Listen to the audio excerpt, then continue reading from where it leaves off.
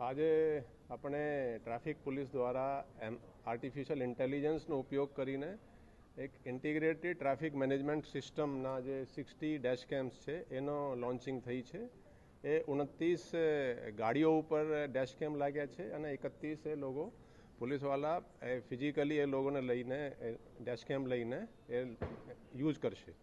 આની જે મેઇન વાત છે કે આ ડેશ કેમ લાઈવ વિડીયો રેકોર્ડ કરીને ક્લાઉડ સર્વર ઉપર મોકલી એમાં જે વાયોલેશન થાય છે એમાં 3 ટાઈપના વાયોલેશન હાલમાં આપણે ફિક્સ કર્યા છે.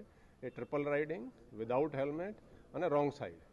એ જે આર્ટિફિશિયલ ઇન્ટેલિજન્સથી જે રીતે કોઈ વાયોલેશન કરશે એના ફોટો આપણે અહીંયા ટ્રાફિકના જે કંટ્રોલ રૂમ છે અહીંયા આવશે અને ગાડીનો નંબર પણ આવશે અને ગાડીના નંબરથી NICના સર્વરથી એના ઓનર કોણ છે એની બધી વિગતો આવશે અને એના જ વિગતોથી મેળવીને જે મોબાઈલ નંબર છે એના ઉપર મેસેજ જતો રહેશે કે તમારે હવે આ ફાઇન, હેલ્મેટ વગરના છો તમે કે તમે રોંગ સાઈડમાં ચાલી રહ્યા છો કે ટ્રિપલ રાઇડિંગ છે એનો ફાઇન પણ એ સિસ્ટમથી જ એ લોકોને મેસેજ પહોંચશે.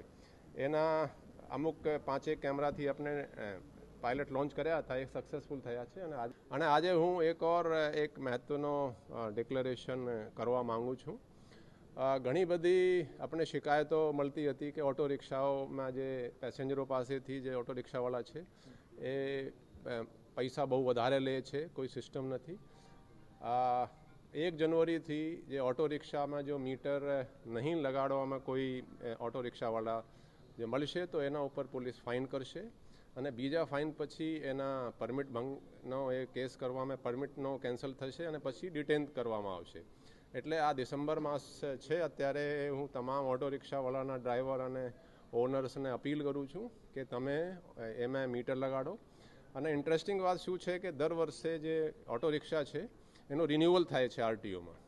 જ્યારે રિન્યુઅલ થાય ત્યારે એમાં મીટર લગાડીને જાય છે. મીટર લગાડીને જાય ત્યાં એનો પાસ થાય. એટલે ટૂંકમાં આ છે કે તમામ ઓટો રિક્ષાવાળા પાસે એનો મીટર છે પણ એ ઘરે રાખે છે, એનો ઉપયોગ કરતા નથી. એટલે આપણે આ ડિસિઝન લીધું છે કે 1 જાન્યુઆરીથી એનો એન્ફોર્સમેન્ટ કરવાના છીએ.